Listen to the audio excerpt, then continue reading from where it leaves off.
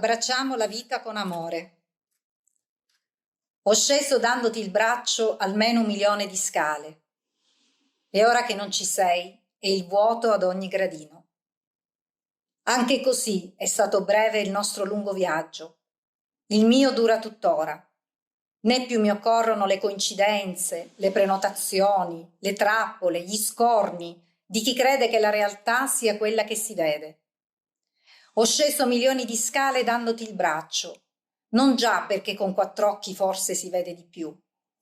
Con te le ho scese perché sapevo che di noi due, le sole, vere pupille, sebbene tanto offuscate, erano le tue.